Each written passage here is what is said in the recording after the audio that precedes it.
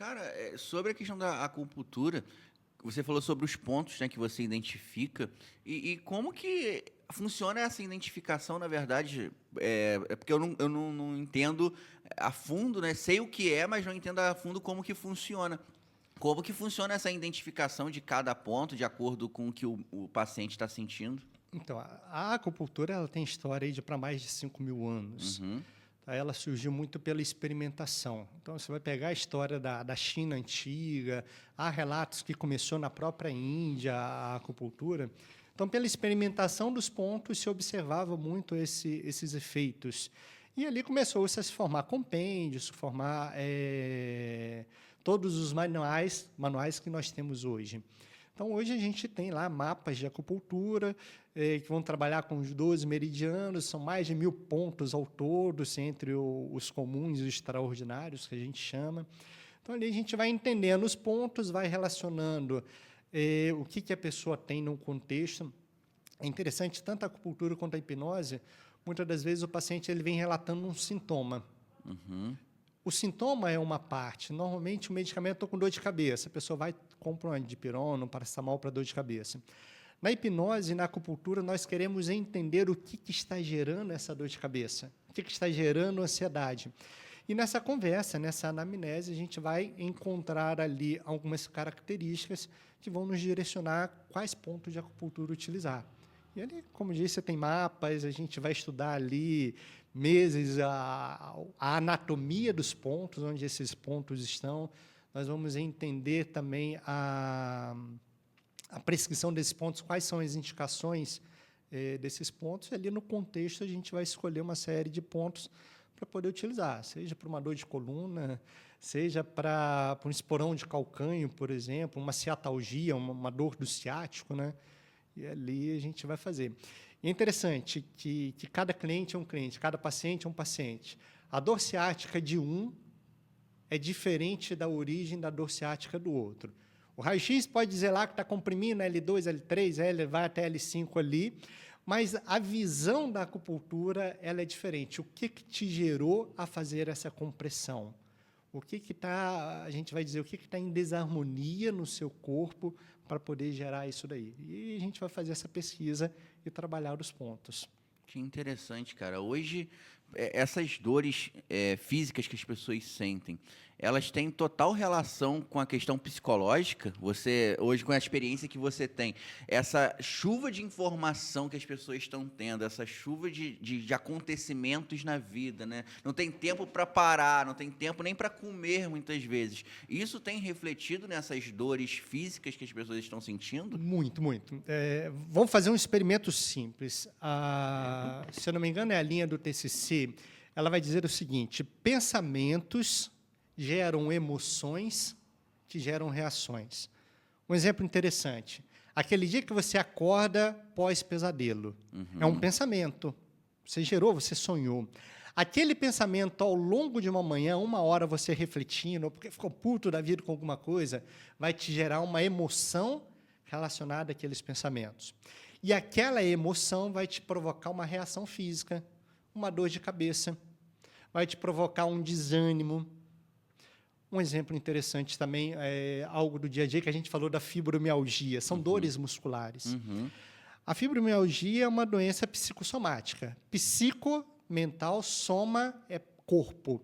Então, é uma doença que das questões emocionais vão refletir no corpo. Não existe marcador bioquímico. Você pode fazer uma série de exames de sangue. Até hoje, a medicina não identificou o que minto, não identificou nenhum componente bioquímico, componente no sangue, que diga a pessoa tem fibromialgia. Vai fazer uma eletromiografia, vai ver lá se os músculos estão funcionando. Não vai dar tanta diferença. Mas a gente sabe que pessoas que sofreram traumas na infância, ou sofreram traumas, ou viveram situações constantes de estresse, na vida adulta, vai começar a sofrer com dores musculares. Literalmente, a pele dói, o músculo dói, tudo dói. Você vai tocar em algumas partes no corpo, dependendo da pessoa, no corpo todo, aquilo está doendo. Então, são as emoções interferindo na doença. Por exemplo, uma pessoa que vive uma situação de muito estresse, pode ser que venha a causar, como disse, a enxaqueca, pode ser que venha a causar uma hipertensão. Algumas pessoas vão causar asma. Eu tive um caso de atendimento em hipnose na pessoa que tinha asma por estresse. Tinha estresse, sofria com a asma.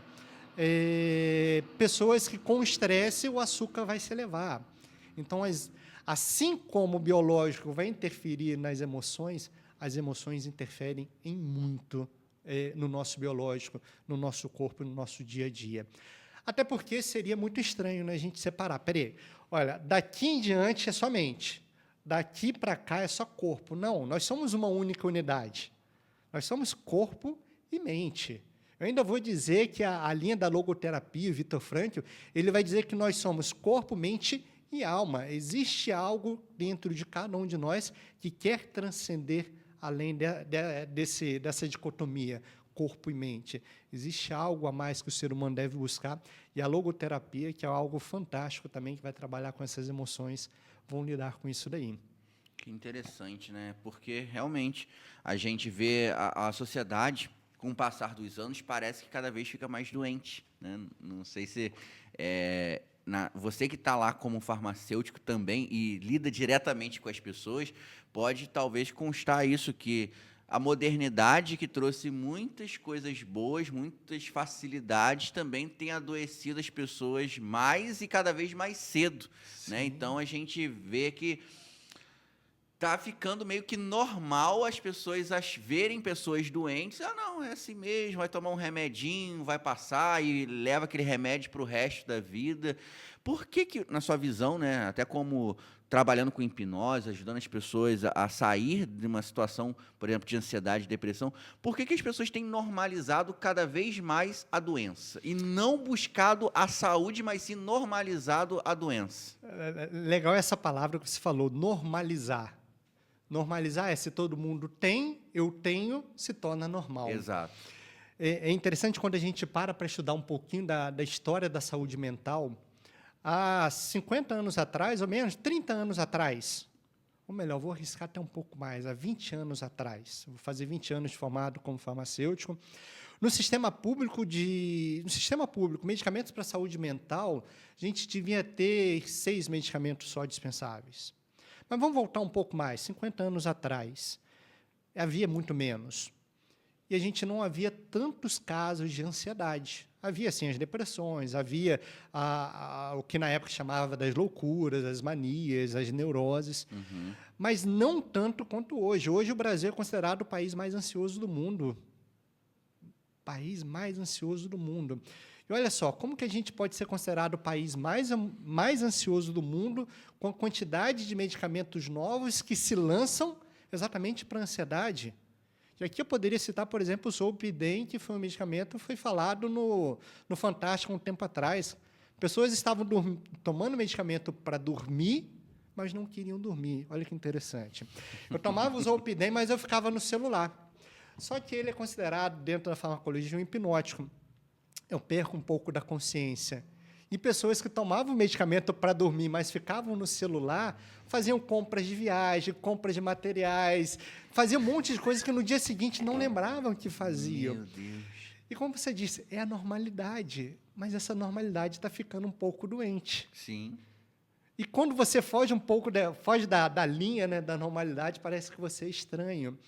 A gente batia um papo agora há pouco, né, sobre a pandemia. Na pandemia, eu evitei de ver TV.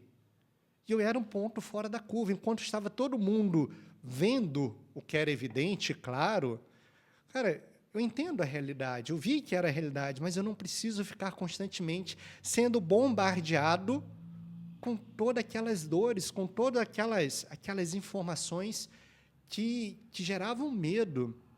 E o que a gente viu no pós-pandemia? Pessoas com medo de interagir com pessoas, porque foi muito falado, foi bombardeado, foi falado, não faça contato, não converse. Mas eu não tenho mais a doença, por que eu tenho que evitar? Cara, mas foi instalado um trauma, há uma emoção ali por trás. Quantas pessoas não precipitaram a ansiedade por ver tudo aquilo? Quantas pessoas não sofreram com depressão Pô, eu já não aguento com a minha mortificação, com as minhas dores, eu ainda vou ter que aguentar assistindo na TV as dores dos outros. Nós somos seres, todo ser humano é um ser sugestionável. Agora, imagina quando você confere ao jornalista, à TV, ao canal, a autoridade de te passar uma informação que você acredita e confia. Tudo aquilo vai formando também a sua consciência emocional, vai formando aquilo que você passa a ser.